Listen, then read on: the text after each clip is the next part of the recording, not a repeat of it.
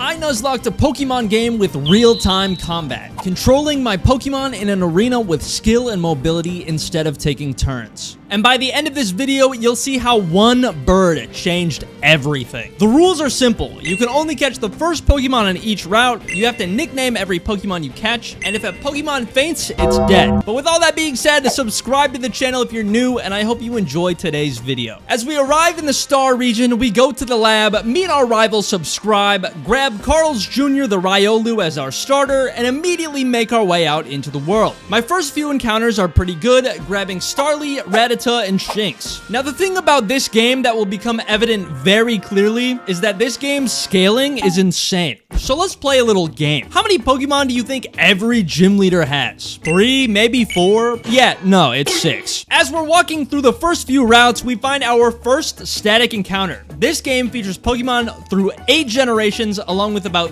30 custom fan-made Pokemon like Pika Blue and Mew 3. Because of this, there are a ton of areas where we can collect all of the starter Pokemon from across the gens. The first one I find is Snivy, who I name Olive Garden. Since our first gym is rock type, starting with Riolu and having a Snivy will be incredibly helpful to make sure I don't lose this entire thing before I even start it. Now let me explain how battling actually works, since it's clearly way different than your everyday Pokemon game. You move around with the arrow keys, attack with Z, X, C, and V, and can use up to 6 items like potions in battle with A. Finally, to switch out, you can either press S or the space bar to choose who switches in. Power points are also changed, using a bar that fills and expends PP to use moves as you fight. Other than that, it's kill or be killed, buddy. So this little freak is following me. I don't really know what... Oh, okay, he's gone now. After beating the trainers in the area and making our way to Spica City, we take on the first gym. After 5 hours of level grinding. The first gym leader has 6 Pokemon levels 18 to 21. What are we doing here, man? After leveling up Servine and Riolu to match, we were ready to take on Mino. He leads with Geodude, and a few Leaf Tornadoes take him out quickly. Cranidos follows, and between lower stats and being new to the game, I wasn't the best at dodging moves. But Cranidos, Kabuto, Onix, and Nosepass meet the same fates before his ace Lycanroc comes in. With it constantly spamming Howl and outspeeding my movement, there were some pretty scary moments. It also doesn't help that he got 3 full restores and a hyper potion, but eventually we were able to whittle it down, granting us our first badge. And as we're leaving the gym, easy mode gets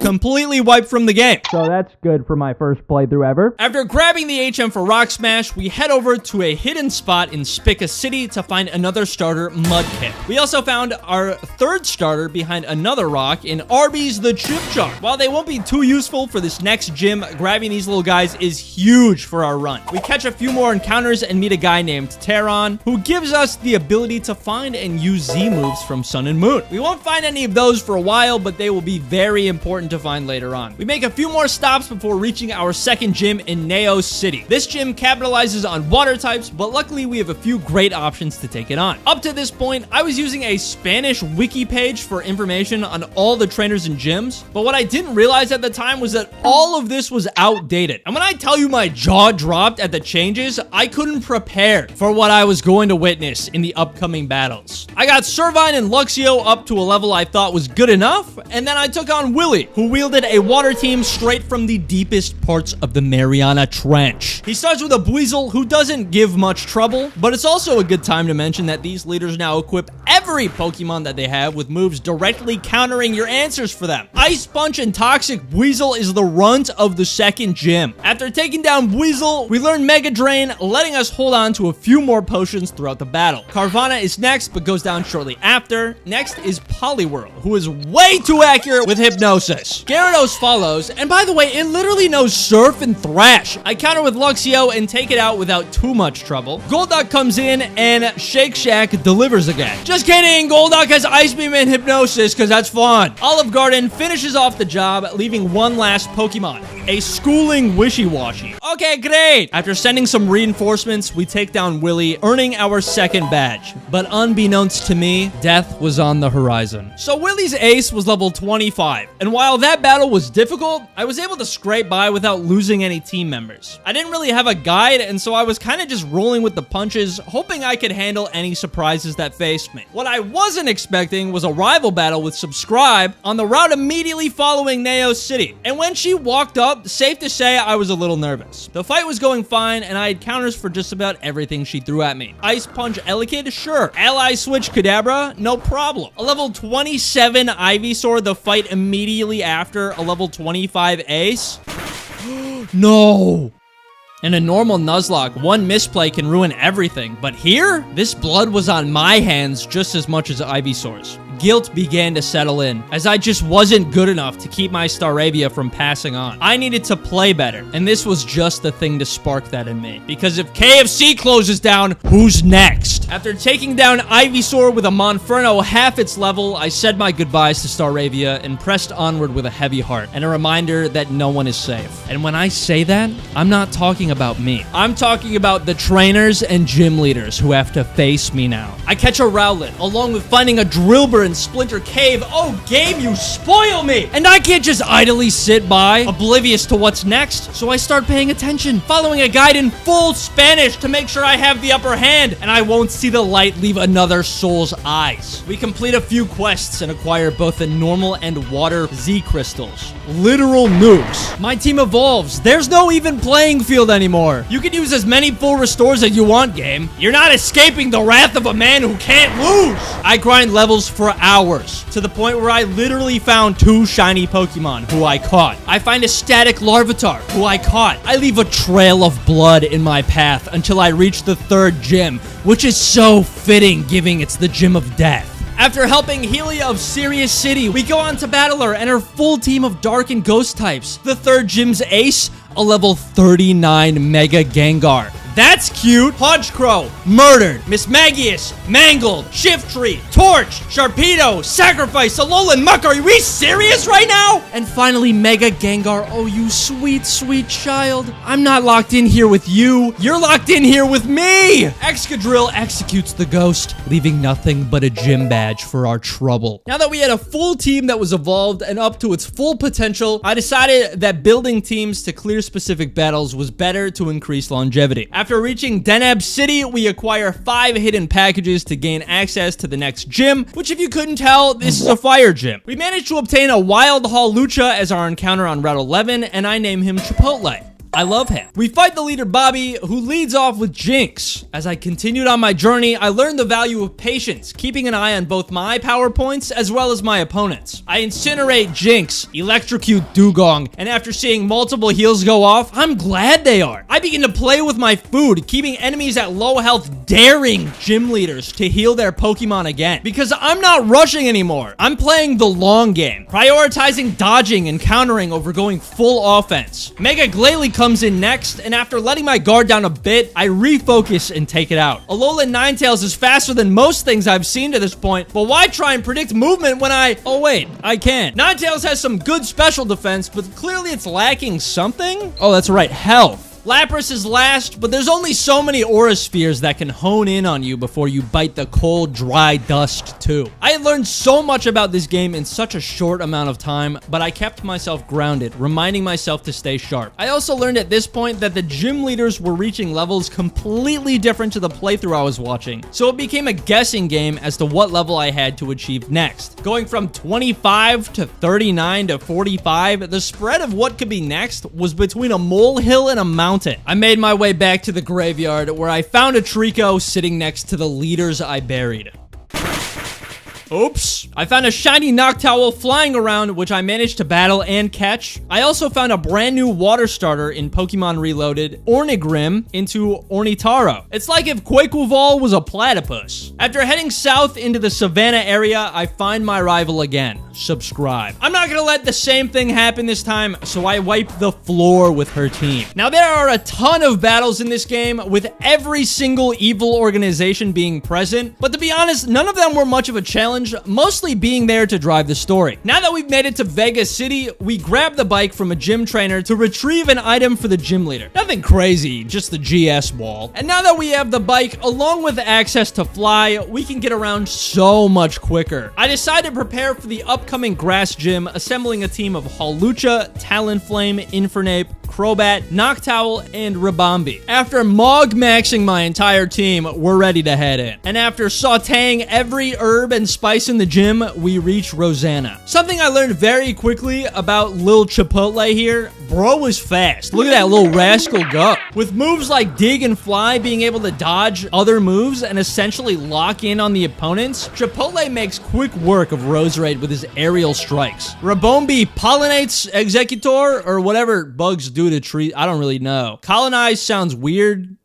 Infest, maybe? Torterra is next, and with Stone Edge, Earthquake, and Leech Seed, this thing was a bit of a beast. But eventually, it returned to the Earth as Talonflame took it out. Mega Venusaur was next, and because of Thick Fat and Synthesis, this genuinely took 9 full minutes to kill. Using my Infernape with Slack Off and Flamethrower to proc burns and whittle it down. Decidueye was all that remained, but I made quick work of it in comparison to the last. 5 badges down, and I'm only getting better. It's crazy how one moment can change your entire mindset on a challenge, but I wasn't planning on slowing down anytime soon. Since the next gym was fire type, I planned my next team. I had caught a Sobble over near Neo City earlier, and after evolving him into Inteleon, I realized this was the first time I've ever really used it. So I didn't expect much, but oh man, was I wrong. This Pokemon is lethal, and you'll see why soon. I caught a shiny Sudowoodo blocking the road, saw some hooligans plotting something, and reached Pole City, the location of the 7th gym. This gym was blocked off for now, but we'll be back soon.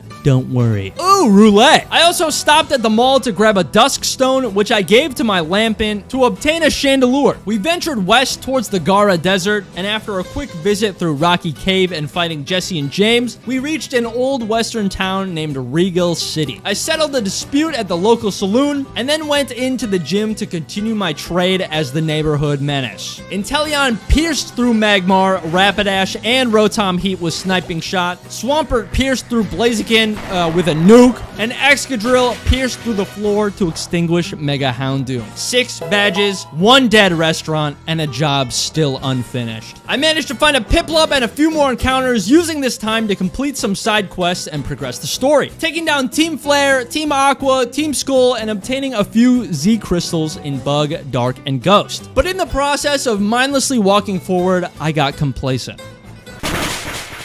Watching back the footage, I honestly can't tell what exactly happened, but it looks like Absol mirrored close combat onto Primeape somehow. I have no clue. Regardless, my second death was one that was very avoidable. Reliving Staravia's death in my head, I had a second reason to play even better than I already was. A completely random shiny encounter while grinding. Cookout wasn't supposed to be here, and yet the feeling of losing another member, no matter how insignificant, the game told me I fell off. Oh boy, I needed that. We rendezvous back to Pole City, where I find that the gym is still closed. Wait, are we serious? After clearing Team Rocket out of the power plant below the city, I visit the 3 elemental islands to save the region's weather problem, and obtain the pieces required to fight Locke and his dragon Pokemon. I find a few more encounters along the way, but during my preparation, I learned something shattering. While Locke's ace is a level 83 Mega Charizard X, I overestimated reaching level 85 before walking in and noticing right away something was wrong. No matter what buttons I pressed, nothing worked. I had exceeded the level cap with every Pokemon I was planning to take on the gym with, and so none of them obeyed me. Well, shit. After contemplating my options, I decided it would be easiest to make another team with what I still had. So I assembled my knockoff Avengers, grabbing Tyranitar, Magnezone, Lucario, Empoleon, Infernape, and Gyarados. But I wasn't going to fall so easily. I run in with Magnezone, and with the help of Zap Cannon and Paralysis, I take down both Dragonite and Kingdra before Garchomp comes in. I utilize switching, making full use of Gyarados' Intimidate ability to lower Garchomp's attack before smiting it with Ice Fang. I bring Infernape in to burn Hydreigon before dragging him down to hell with the rest of the fallen beasts. Charizard followed, and after a close call with Tyranitar, I recomposed, healed up, and pushed the imposter off his Stone Edge. Salamence was the only dragon left, and you probably know how this goes. One badge left until the final challenge. I find and grab the Rocky MZ, make my way through Moon City until I reach the final location of a badge, Antares City. Home of psychic types, I find a Beldum and go over to destroy Team Galactic's hopes and dreams before gaining access to the final gym and leader Fur. We also get the Master Ball, but that's lame. I create a team of Gyarados, Tyranitar, Magnezone, Chandelure, Decidueye, and Inteleon, and I head in for my final test. I lead with Magnezone, and you can just see the difference in my movement now compared to the start of my playthrough. I go for a Black Hole Eclipse on the Mega and miss, but a few Dark Pulses take it out. Wobbuffet follows, and I'm genuinely scared for Inteleon's life, as Destiny Bond is a guaranteed threat. But I take my time, waiting to dodge and punish until it perishes. Having higher speed was so important to my gameplay, and having Pokemon in the mid-90s already helped me reach my full mechanical potential. Gallade was next, and I countered with Chandelure, using Inferno to burn it and Shadow Balls to change its typing to Ghost. A new Jinx evolution, Prince Ice, was next, and a similar approach with Chandelure handled the situation, singeing her perfect golden locks. Slowking followed, and I used Spirit Shackles and Leaf Blade on Decidueye to restrain and dethrone the king. Metagross was all that was left, and at level 97, it was quite the adversary. But after a similar shackling, Metagross was powered down, giving us our final badge and access to the beginning of the end, the Elite Four. After mulling over all of my options, I figured out the team that I was bringing. With the Elite Four being Poison, Normal, Electric, and Ground types, I devised what I think was the best options I had available. Swampert, Infernape, Excadrill, Inteleon, Hawlucha, and Tyranitar. I also went and obtained both Ice Beam and Ice Punch for coverage. With my team destined for war, I rushed through the seas until it was finally time for Victory Road. Now, in most games, Victory Road normally has a rival battle, maybe a few tough trainers, but this is not most games. We had an absolute gauntlet ahead of us, and we didn't even realize it. We started by battling our first trainer,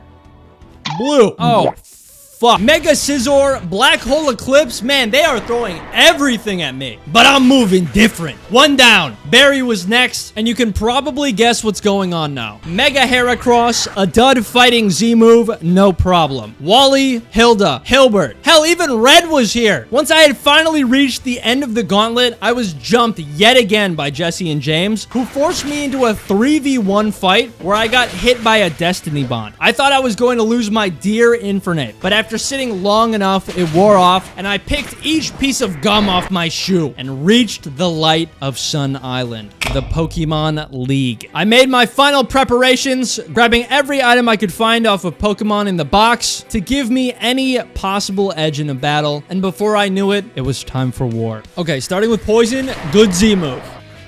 Good. Nidoqueen has Poison Spikes. Nice. Patient, patient, patient. Heal again? Okay, that's fine. Gengar, switch. Oh, of course you know Focus Blast.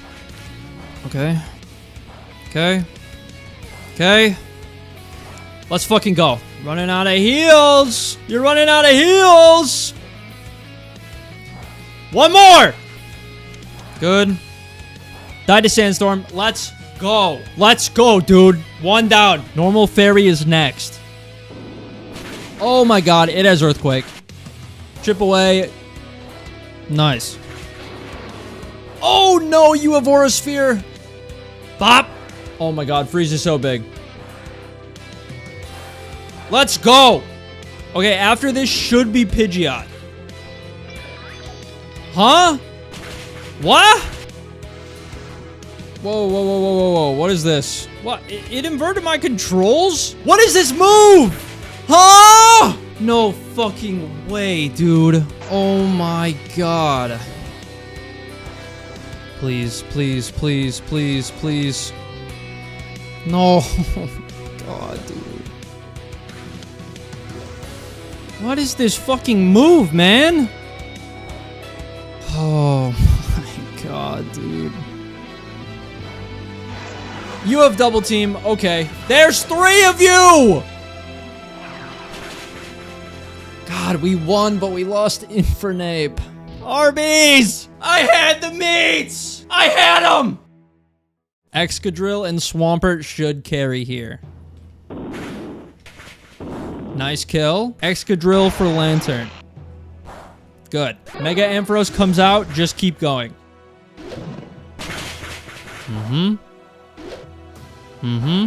Nice. Magnezone, easy. Good. Rekivolt is next. It has Levitate. Oh my god. Be careful. Okay, be very careful.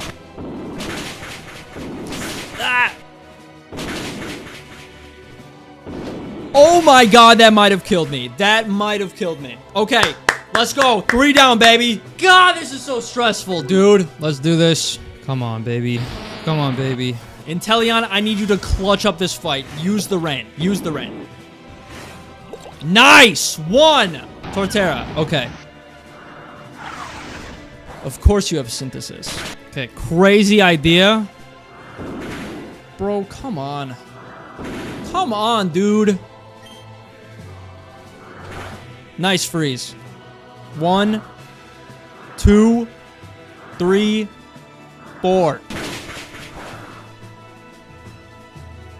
Nice. Just dodge. Just dodge. One more. Good kill. Oh my god. I just realized what that is. That's Solar Beam. Alright, you know what? No, I missed!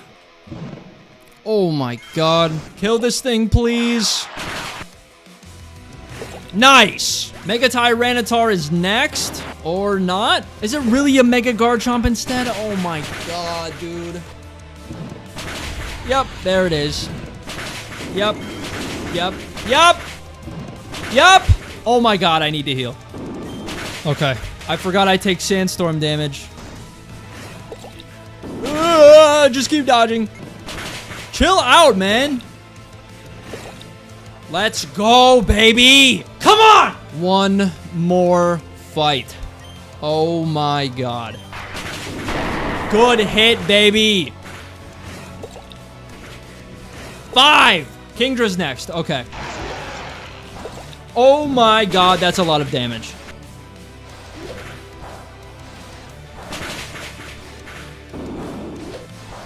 Good sequence. Magmortar. Ow. One more.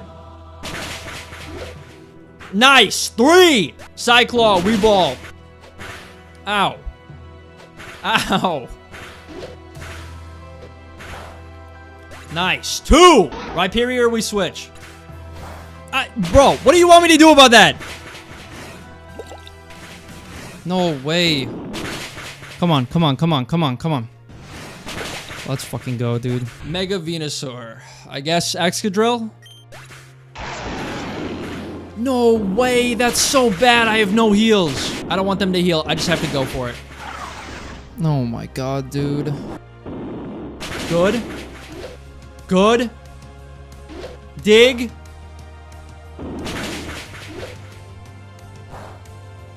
Come on, no! One hit, please! Yes!